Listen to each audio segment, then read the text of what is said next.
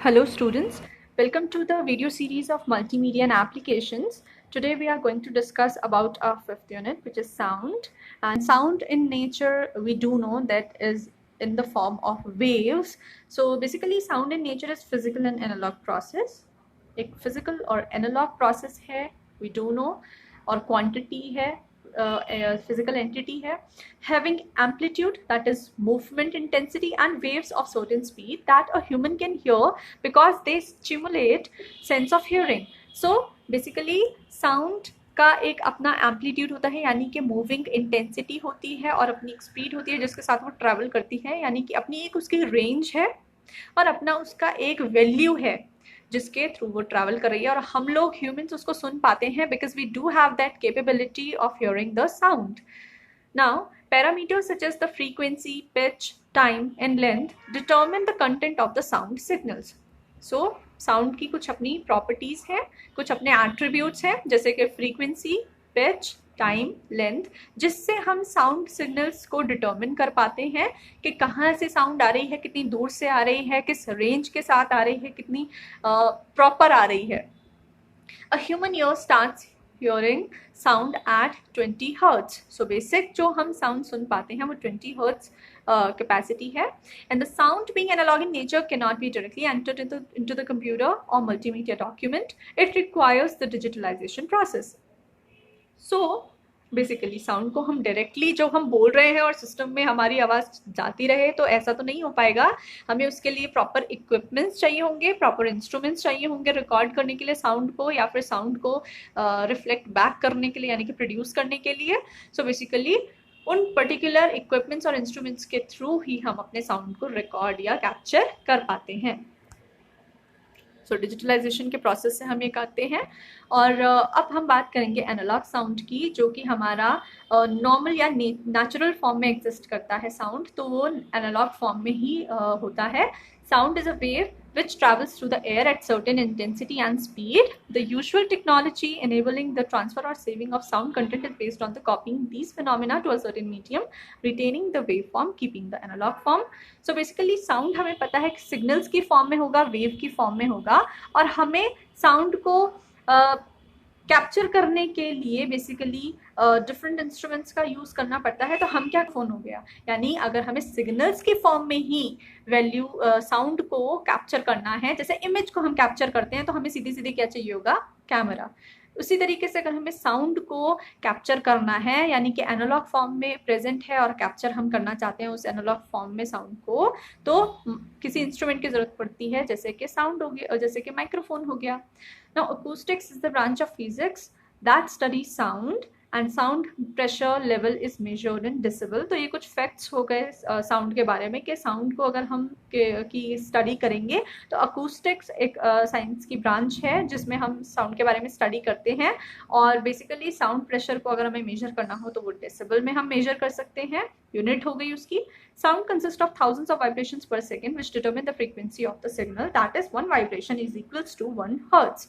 तो क्या होगा कि साउंड हमारा ट्रैवल करता है एक वाइब्रेशन की फॉर्म में, वाइब्रेटिंग फॉर्म में मूव करता है और इसी तरीके से हमें सुनाई देता है. तो बेसिकली अगर हम देखें तो वाइब्रेशंस पर सेकंड कितने होते हैं, इस तरीके से हम उसकी फ्रीक्वेंसी को मेंटेन करते हैं, सिग्नल की फ्रीक्वेंसी को. यानी हम ये देखते हैं कि एक वाइब्रेशन मतलब कि 1 हर्ट्ज. अब vibrations are differently removed from the leading line of the sound signal and determine the amplitude, which shows the pitch of the tone carried by certain sound content. The greater the amplitude, the louder the tone. तो sound हमारा basically एक जो हमारी base line होती है वहाँ से हम देखेंगे कि कितना रिमूव हुआ है, यानी कि कितना हटा है. सो बेसिकली हटा है इन द सेंस कि हमारी जो बेस लाइन होगी वहाँ से जितना भी हाइट वो हमारा एक वेव लेगी वो ही हमारा एम्पलीट्यूड होता है. और एम्पलीट्यूड मतलब कितनी आवाज़ आई है, तो जितना उठा हुआ यानी जितना एलिवेट करेगा वो, जितना एलिवेटेड एम्पलीट्यूड होगा उतनी ही ज़्यादा यानी कि लाउड नॉइस है या लाउड टोन है. सो बेसिकली इस पर्टिकुलर डायग्राम में भी हम देख सकते हैं कि with respect to the time जो हमारा जो वेव्स ट्रैवल कर रही हैं साउंड की, तो यहाँ पर हमारा जो एक वेव है, ये जो एक कर्व बना हुआ है या जो एक माउंटेन है, सो बेसिकली ये जो एलिवेटेड है कम्प्लीटली, यानी कि बेस लाइन से और to the peak of that particular wave, तो वो हमारा एम्पलीट्यूड हो जाता है. That vertical height that we can see is this particular distance is the amplitude. amplitude का मतलब ही यही होता है कि कितना ज़्यादा लाउड हमारी आवाज़ है. और ये जो डिस्टेंस हम देख रहे हैं दो वेव्स के बीच में, ये हमारा डिटरमिन करता है फ्रीक्वेंसी को, यानी किस इंटेंसिटी और किस स्पीड के साथ हमारा जो साउंड है वो ट्रैवल कर रहा है. A sound received through a microphone is transformed into continuously mutable electrical signal. तो साउंड हमारा बेसिकली जो हम बोल रहे हैं वो सिग्नल फॉर्म में है, और अगर हम माइक्रोफोन में इसको एज एन इनपुट लेते हैं तो कॉन्टिन्यूस सीरीज की फॉर्म में कॉन्टिन्यूस इलेक्ट्रिकल सिग्नल्स वो कन्वर्ट होता चला जाएगा. अब अगर हमें एनालॉग साउंड को डिजिटल में कन्वर्ट करना है तो हमें उसके लिए उसे क्वांटिफाई करना पड़ेगा. क्वांटिफाई करने का मतलब कि जो भी हमारी वैल्यूज़ हम मेजर करते हैं साउंड की, उन पर्टिकुलर वैल्यूज़ को हमें उन पर्टिकुलर वैल्यूज़ में से हमें स्टैंडर्ड वैल्यूज़ को लेना पड़ेगा, यानी कि उतना जितने में हमें सुनाई दे जाए. सो बेसिकली जो भी हमारा साउंड आता रहेगा, साउंड वेव्स आती रहेंगी, जब हम उसे कन्वर्ट करेंगे डिजिटल फॉर्म में तो वो एक हाइट होगा, एक वर्टिकल बार की फॉर्म में प्रेजेंट होगा, जिसे हम एम्पलीट्यूड अभी बोल दे रहे थे, जो हमने पिक्चर में भी देखा था.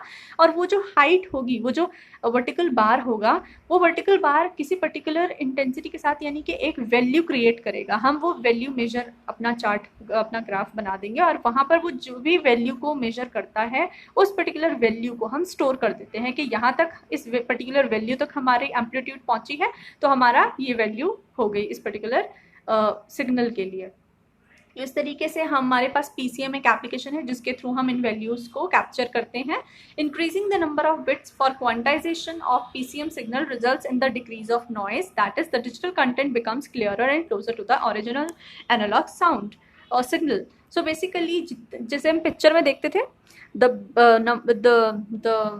the more the pixel, the better the resolution there would be. So इसी तरीके से the more the bits, the better the sound quality there will be. So जितना ज़्यादा हम basically bits use करेंगे उतनी ज़्यादा noise हम remove कर सकते हैं और proper sound को capture कर सकते हैं.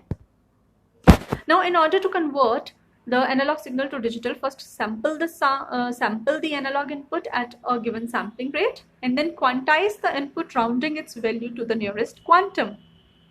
तो अगर हम एनालॉग से डिजिटल का कन्वर्जन देखें तो इसमें दो हमें प्रोसेस से बेसिकली मेनली होते हुए जाना होता है.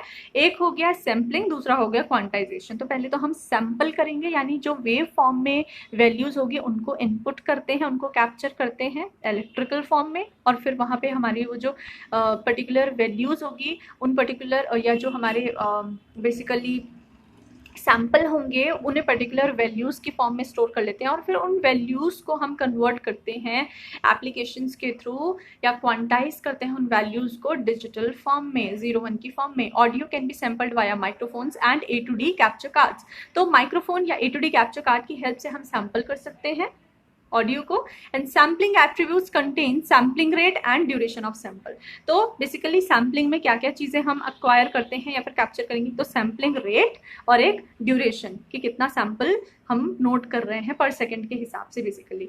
तो sample rate define the number of sample that are recorded per second. कितने हम सैम्पल्स को रिकॉर्ड कर रहे हैं वो हमारा सैम्पल रेट हो जाता है, which is measured in hertz और kilo hertz. And to record the high quality audio a sample rate of 44.1 kilo hertz should be use. So अगर हमें एक स्टैंडर्ड आवाज़ चाहिए या ऑडियो चाहिए तो उसके लिए 44.1 kilo hertz is the standard form. Then intensity or sampled values must be rounded to a quantum. So basically जो हमारी वैल्यूज़ होती हैं, जो हम सैम्पल्ड वैल्यूज़ को गेन करते हैं, उनको हमें एक पर्टिकुलर क्वांटम में कन्वर्ट करना पड़ता है, 0-1 की फॉर्म में कन्वर्ट करना पड़ता है. And there are 2 methods for defining the size of the quantum. एक तो यूनिफॉर्म और दूसरा एडेप्टिव क्वांटाइजेशन. तो ये तो टेक्निक्स हो गई which we study under the quantum. And then basically what quantization है, so it is the process of converting each analog sample value to a discrete value that can be assigned a unique digital code word. So basically जो भी हमारी sampled values होती हैं, जो particular कोई values होंगी हमारी, मैथमेटिकल वैल्यूज़ होंगी, उनको डिजिटल फॉर्म में कन्वर्ट करने के प्रोसेस को क्वांटाइजेशन बोलते हैं। Each input sample is assigned a quantisation interval that is closest to its amplitude height. तो जैसे दो वैल्यूज़ होंगी बराबर में, तो हम कोशिश करते हैं कि जो नियर अबाउट वैल्यूज़ होती हैं उनको ही हम कॉन्टिन्यूस सीरीज में कैप्चर करते चलें, सो दैट फ्लक्चुएशंस आवाज़ में हमारी ना आए। तो ये यहाँ पर हम प्रोसेस देख सकते हैं A to D and D to A conversion का, analog to digital and digital to analog, की साउंड पहले प्रोड्यूस हुआ, फिर माइक्रोफोन में हमने उससे कैप्चर कर रहे हैं। लो पास फिल्टर में हम देखते हैं कौन स्टैंडर्ड हमारी फॉर्म की वैल्यूज़ है उन्हीं को हम कैप्चर करेंगे और फिर सैम्पल कर देते हैं, यानी उसकी एक वैल्यूज़ जो भी हमने कैप्चर की हैं, फिल्टर करके जो भी हमने कैप्चर किया उन्हें स्टोर करेंगे और फिर उन्हें क्वांटाइजेशन के प्रोसेस से फिर ये जो हम वैल्यूज़ देख रहे हैं बेसिकली ये हमारा क्या थी कि सैम्पलिंग वैल्यूज़ थी, और फिर सैम्पलिंग वैल्यूज़ को हमने कन्वर्ट किया with the process of quantization into the digital form 01 की फॉर्म में। अब हम फाइनली कंप्यूटर में अपनी जो साउंड है जो सैम्पल्ड फॉर्म में थी उसको डिजिटल फॉर्म में स्टोर कर सकते हैं। इसी तरीके से इसका जस्ट रिवर्स प्रोसेस हो जाएगा D to A कन्वर्जन का, यानी कि कंप्यूटर में हमारी डिजिटल फॉर्म में साउंड स्टोर्ड थी, फिर हमने उसे D to A कन्वर्टर के थ्रू उसे सैम्पल्ड वैल्यूज़ में कन्वर्ट किया और फिर उस पर्टिकुलर उन पर्टिकुलर वैल्यूज़ को हम एम्पलीफाई कर रहे हैं, यानी कि इंटेंसिटी उसकी इंक्रीज करते हुए उसको प्रोड्यूस कर रहे हैं। फिर हमारा आ जाता है midi. So basically midi is an industry standard for representing sound in a binary format and midi isn't actually an audio format, rather it's stores the description. तो मीडी के बारे में ये ही है कि म्यूजिकल इंस्ट्रूमेंट डिजिटल फॉर्मेट, यानी कि नाम से ही पता चल रहा है कि जो म्यूजिकल इंस्ट्रूमेंट होते हैं बेसिकली ये उनकी एट्रीब्यूट्स को कैप्चर करता है, ना कि एक्चुअल साउंड को, यानी कि जो हम बोल रहे हैं ये उसको हमारा इनपुट एज एन इनपुट नहीं लेगा, बल्कि जो भी हमारी साउंड की या म्यूजिक की बेसिकली, जैसे अगर कोई पियानो का की प्रेस हुआ है या फिर कोई भी एक गिटार का आवाज़ है, तो उन पर्टिकुलर आवाज़ या टोन्स को ये वैल्यूज़ की फॉर्म में या कोड्स की फॉर्म में या मैसेज की फॉर्म में रिसीव करता है या स्टोर करता है, ये डायरेक्टली साउंड को स्टोर नहीं करेगा। So basically reproduction of MIDI recording is actually sending standardized codes या messages for a certain instruments, notes, tempo, paroxysma, loudness, key, strike speed, etc. to appropriate MIDI processor, which then produces a sound. तो MIDI processor के help से ये sound को produce करते हैं। When these control messages are sent to a MIDI compatible device, the information in the message is interpreted and reproduced by the device. तो उन particular tones को हम कैप्चर कर सकते हैं और फिर MIDI compatible डिवाइस के थ्रू उस पर्टिकुलर आवाज़ को या जो भी हमने रिकॉर्ड किया है मैसेज को उसे रिप्रोड्यूस कर सकते हैं। Depending on the midi processor the produced sound can be of the very good quality. तो जितना हमारा बेटर मीडी प्रोसेसर होगा उतनी बेटर हमारी मीडी क्वालिटी होगी। अब बात करते हैं साउंड कार्ड की। तो साउंड कार्ड हमारा मदरबोर्ड में इनबिल्ट होता है, बेसिकली जैसे हमारे बाकी इक्विपमेंट्स होते हैं ये चिप की तरीके से होगा, और इसमें हमारा A to D सेट्स होते हैं और जिसके थ्रू हम रिकॉर्डिंग और रिप्रोडक्शन यानी कि recording and reproducing of sound को इनेबल कर सकते हैं। साउंड कार्ड हमारे एक तो मीडी रिकॉर्डिंग के लिए होते हैं और एक PCM ऑडियो यानी कि जो नॉर्मल साउंड होगा और एक जो म्यूजिकल साउंड होगा।